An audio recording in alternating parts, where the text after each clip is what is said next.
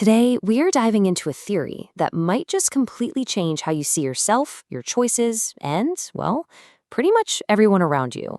It's a total reimagining of what actually makes us tick. So let me just start with this one really big question. Think about the last decision you made. Maybe it was what to have for breakfast or something much bigger. You felt like you were in the driver's seat, right? The one calling the shots? We all do. But what if that feeling of control is just an illusion? A really, really convincing one. Now, this whole explainer is based on the incredible work of Dr. Michael Lukens. He's a clinical psychologist with more than 3 decades of experience, and he's laid all of this out in his huge 3-volume book set called The Physics of Emotioning. The first volume is out, and the next 2 are on the way. This is his life's work. And Dr. Lukens does not mince words.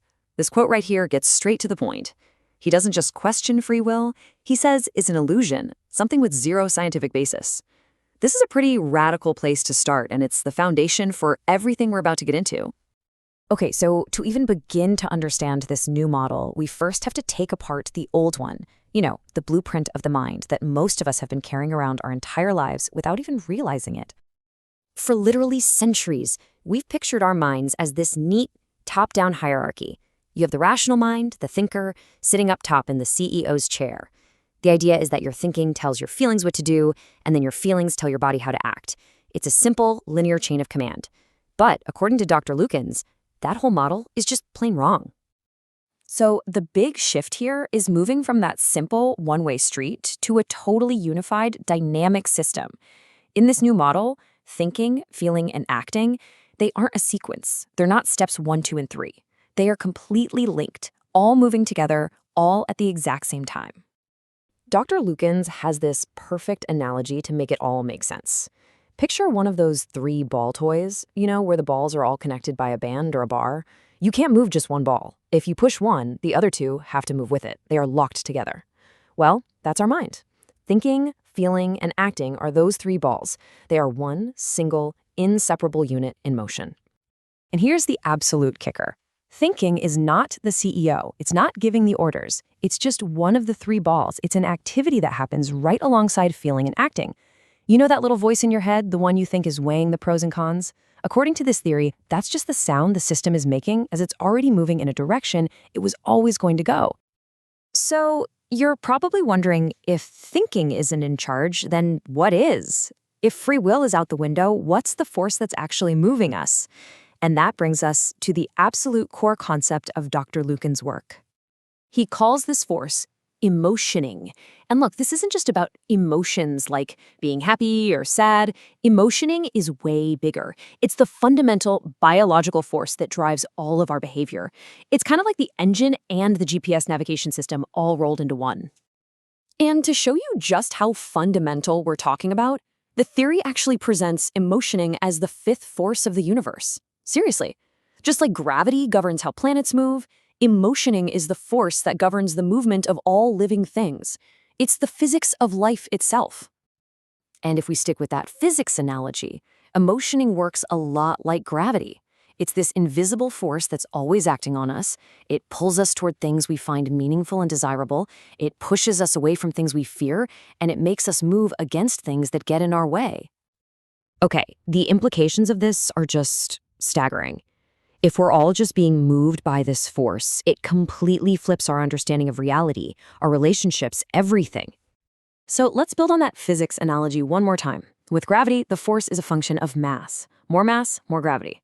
Well, in the physics of emotion, the force of emotioning is a function of meaning. The things that are most meaningful to us have the most emotional mass, and they exert the strongest pull on us. And because what's meaningful is unique to each of us, we each end up living in our own personal self-created multiverse.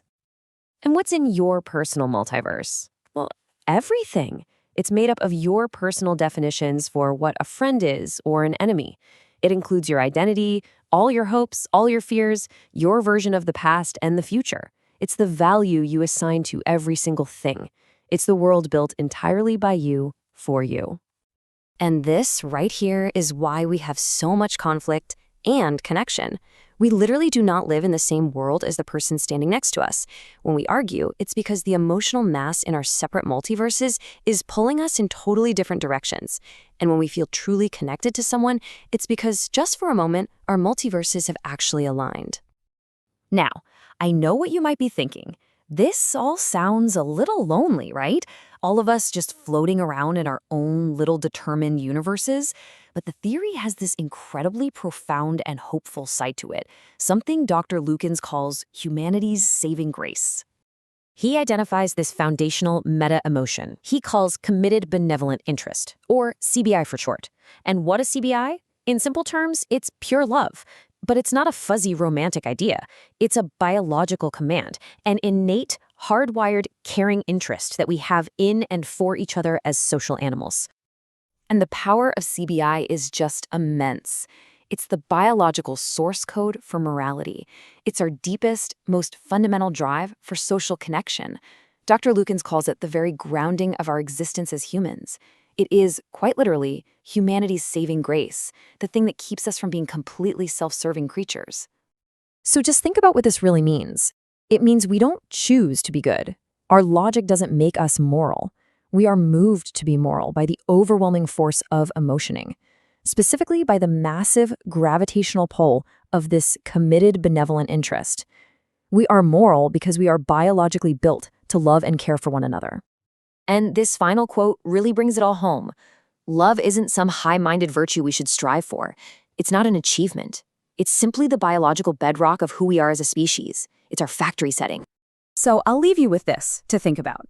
If we accept that we aren't really in control, that we're not freely choosing our actions, but that our deepest, most fundamental wiring is for benevolent connection, how does that change the way we look at each other?